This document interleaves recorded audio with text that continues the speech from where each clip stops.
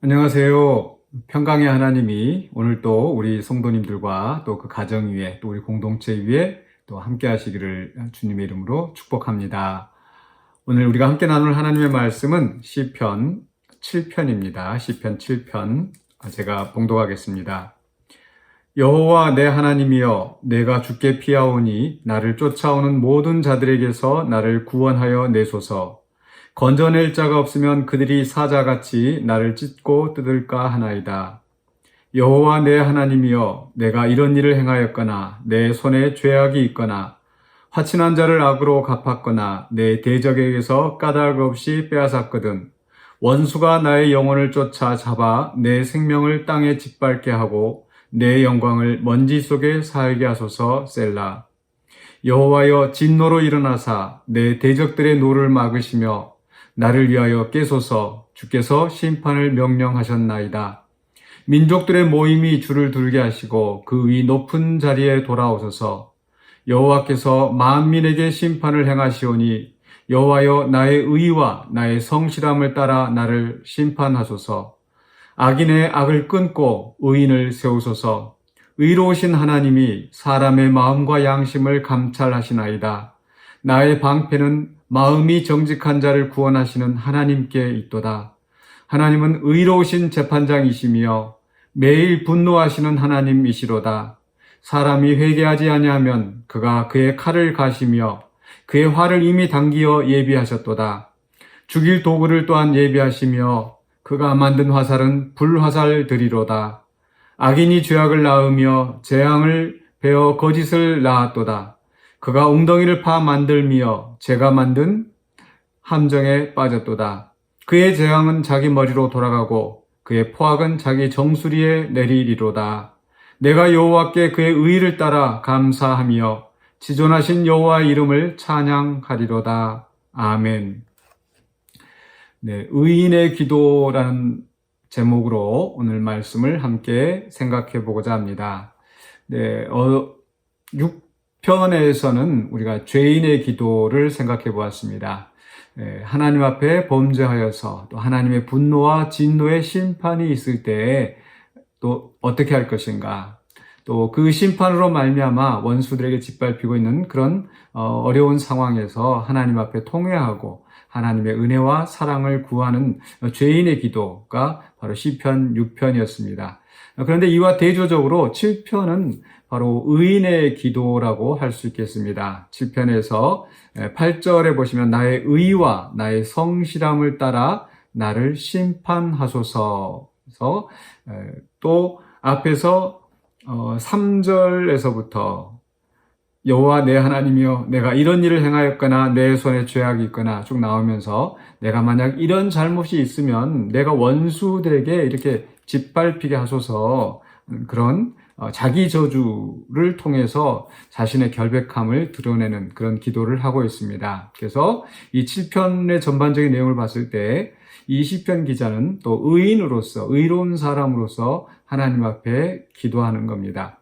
네, 이 시편은 탄식시, 탄원시입니다. 고통 가운데 있을 때 하나님 앞에 도우심을 간구하는 그런 전형적인 탄원시인데, 죄인의 기도, 죄인의 기도는 죄로 말미암아서 어려운 형편에 처한 것, 그 속에서 하나님의 은혜를 구하는 것인데, 또 의인의 기도는 어떤 면이 있을까? 사실 의인은 하나님 앞에 복을 받고 잘 살고 평안을 누려야 되는데, 그러나 그 의인에게도 고통이 있다라는 겁니다.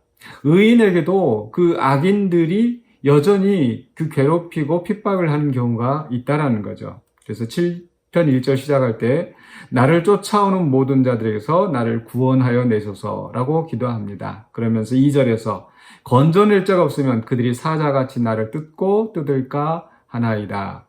분명히 이렇게 공격을 당할 만한 죄가 없음에도 불구하고 마치 사자가 그 사자굴에서 그 짐승을 뜯어먹는 것처럼, 그렇게 악인들이 의인을 괴롭히는 일들이 있다라는 거죠. 이건 이 죄악된 세상이다 보니까 그런 일이 일어날 수가 있습니다. 그렇죠? 우리가 각 사람들이 또 죄악된 본성으로 자기 이기적인 욕심으로 의로운 사람을 무고하게 공격하고 죄를 뒤집어 씌우고 또 비방하고 또 이렇게 억압하는 그런 경우들이 있다라는 겁니다. 그런 속에서 우리는 정말 분이 나고 또 때로는 거기에 상대방이 너무 강하게 억압할 때 저항할 수 없는 그런 고통을 겪을 때가 있습니다. 뭐 일반 사회생활에서도 그렇고요. 또 가정에서나 또 교회 공동체 안에서 어디에서든지 그런 무고하게 우리를 괴롭히는 그런 원수들이 있을 수 있다라는 거죠. 그런 속에서 우리는 어떻게 할 것인가? 죄인들도 하나님 앞에 간구하였던 것처럼 의인이라 할지라도 여전히 자기 스스로 그것을 원수를 갖고 해결하는 것이 아니라 여전히 하나님 앞에 그것을 가지고 나와야 합니다. 그래서 하나님 앞에 나와서 하나님께 도움을 구할 때 하나님께서 응답하시는 거죠. 그래서 오늘 이 말씀 속에서 이 의인은 바로 이 하나님 앞에 그 문제를 가지고 오는데 하나님이 어떤 분이시길래 그 하나님 앞에 우리의 문제를 가져다 놓을 수 있을까? 하나님은요, 첫 번째로 8절에서 보니까 만민에게 심판을 행하시는 분이다. 7절에서부터 민족들의 모임이 줄을 들게 하시고 그 위에 높은 자리에 돌아오셔서 만민을 심판하시는 하나님. 그 하나님의 심판을 벗어나는 사람은 없습니다. 어느 누구도 하나님의 심판을 벗어날 수가 없고 하나님의 심판 아래 있다라는 겁니다. 아무리 깊은 곳에 숨어도 아무리 높은 곳으로 도망가도 하나님의 심판을 피할 수는 없습니다. 모든 사람들이 하나님의 심판 아래 있다라는 거, 하나님의 주권 아래 있다라는 거. 그렇기 때문에 어떠한 악인들이라 할지라도 전적으로 하나님의 주권 아래 있다는 것을 믿고 우리는 우리의 문제를 가지고 하나님 앞에 나아가는 겁니다. 두 번째로 하나님은 어떤 분이신가? 9절에서 하나님이 사람의 마음과 양심을 감찰하시나이다. 만민을 심판하시다 보니까 그냥 슬렁슬렁 대충대충 이렇게 보고 판단하신 하나님이 아니십니다. 하나님은 그 각 사람의 마음을 가장 깊은 곳까지도 통찰하시고 감찰하시고 드러내시는 하나님이시다. 세상의 재판장은 증거가 없으면 판단하지 못합니다.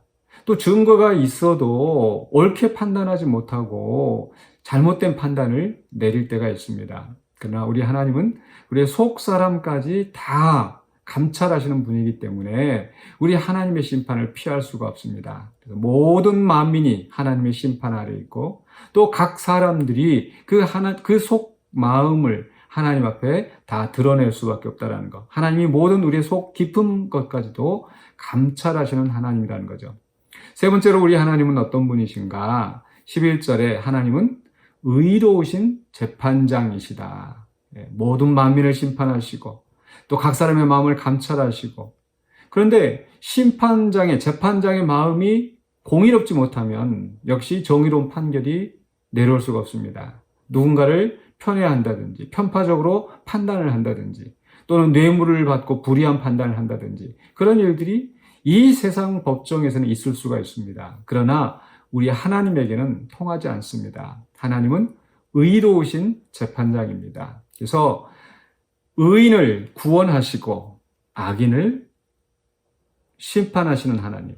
그래서 9절에서 악인의 악을 끊고 의인을 세우소서. 악인의 악을 끊고 의인을 세우시는 하나님의 의를 따라서 하나님의 의로운 판단을 내리시는 하나님이시다. 마지막으로 네 번째로 하나님은 11절 하반부에 매일 분노하시는 하나님이시로다. 분노하시는 하나님, 즉 심판하시고 징계하시는 하나님, 행동으로 그 심판을 이루시는 하나님이라는 거죠. 의로우신 재판장이 잘못됐다 이렇게 판단만 하고 그 뒤로 아무런 제재를 가하지 않는다면 의미가 없겠죠. 분명히 재판장의 판단이 내려지면 거기에 해당하는 또 그 악인에 대한 그런 그 징벌, 또 의인에 대한 보상 이 반드시 따라오는데 우리 의로우신 하나님은 바로 매일 분노하시는 하나님. 저는 이 매일 분노하신다는 말씀이 참 마음에 와닿았습니다. 제가 요즘 여러 가지 일들로 이렇게 재판을 이렇게 겪다 보니까 이게 너무 길어지고 이게 참 힘듭니다. 근데 우리 하나님은 매일 분노하시는 하나님. 그래서 밀어놓고 계시는 것이 아니라 하나님은 그 모든 것들을 판단하시고 거기에 대해서 징벌을 가하실 준비가 돼 있으신 겁니다. 그런데 그렇다고 해서 우리가 죄를 지을 때마다 즉각 하나님이 심판을 내리시고 또 악인들의 그 하는 것을 보면서 우리는 빨리 거기에 대한 하나님의 심판이 나타나기를 기다리지만, 그러나 하나님이 가장 적절한 때를 따라서 심판하신다는 거죠. 그러니까 매일 분노하시고 매일 그들에 대해서 하나님이 심판하실 것을 계획하시지만은, 그러나 가장 좋은 때, 가장 필요한 때에 심판을 내리신다는 거죠. 그래서 12절에 사람이 회개하지 아니하면 그가 그의 칼을 가시며 그의 활을 이미 당겨 예비하셨도다. 전제가 있죠. 회개하지 아니하면. 그러니까 하나님은 그 악인이라 할지라도 회개하고 또 돌아오기를 기다리시기 때문에, 또 의인들을 연단시키기 위한 목적으로서 여러 가지 이유들로서 하나님은 기다리십니다. 그래서 칼을 가신다, 또는 활을 당기신다, 그러면서 예비하셨다라고 말씀하고 있습니다. 또 13절에 죽일 도구를 또한 예비하시며, 하나님은 매일 분노하시지만은 그 분노를 즉각적으로 표출하시는 것이 아니라 예비하시고 준비하시고 가장 필요한 때, 가장 좋은 때에 하나님이 심판을 내리십니다. 그런데 그 심판은 엄중하기 때문에 즉시 회개하라, 악인들아 돌아오라, 이런 권고의 말씀이 여기에 들어있는 겁니다. 그러면서 마지막으로 이제 14절로부터 그 이하에서 보면은 악인이 죄악을 낳으며 재앙을 베어 거짓을 낳았도다. 그리고 악인이 자기가 판 웅덩이, 그 함정에 스스로 빠지게 될 것을 이야기합니다. 하나님의 공의로운 심판으로 말미암아 이렇게 악인들이 심판을 받게 될 것. 그렇기 때문에 우리가 의로운 삶을 추구하면서 살 때에도 여전히 악인들의 공격이 있지만, 우리 의로우신 하나님이 모든 만민을 심판하시고 우리의 속사람까지 다 살피시는 하나님, 공의롭게 판단하시는 의로우신 재판장이신 바로 그분이 매일매일 분노하시면서 악인들의 심판을 예비하신다라는 거 기억하시면서 우리는 오늘 또 우리의 삶을 의로운 길로 향하여야 되겠습니다. 이렇게 의로운 길로 산다고 해서 무조건 만사형통하는 것이 아니고, 악인들이 여전히 우리를 끌어내리려 하고 우리를 넘어뜨리려 하고 정말 사자와 같이 우리를 물어뜯으려고 하겠지만은, 그러나 우리를 보호하시는 하나님이 있다라는 거, 마치 욥이 나의 중보자가 하늘에 계시니 또 나의 의로우신 재판장이 나를 위하여서 판단하실 것이라는 그런 믿음을 가지고 나아갔던 것처럼, 우리도 또 우리의 문제를, 오늘 우리가 당하는 여러 가지 어려움들을 주님 앞에 맡기고 또 의인으로서 또 살아가시는 저와 여러분이 되시기를 주님의 이름으로 축원합니다. 기도하겠습니다. 사랑의 주 하나님, 또한 오늘 말씀을 가지고 우리가 결단하며 나아갑니다. 우리가 죄가 없을지라도 우리에게 죄를 뒤집어 씌우고 우리를 비방하고 우리를 끌어내리려 하는 악한 무리들이 있을 수 있음을 우리가 기억합니다. 그 속에서 우리가 낙심하지 않게 해주시고 또 악을 악으로 갚지 않게 해주시고 우리의 문제를 주님 앞에 아뢰고 주님의 도우심을 구하며 주의 뜻을 이뤄나가는 우리가 되게 하여 주시옵소서. 그리하여서 우리를 통하여서 하나님의 의가 이루어지고 하나님의 이름이 높임을 받는 그 역사가 있게 하여 주시옵소서. 예수 그리스도 이름으로 기도하옵나이다. 아멘.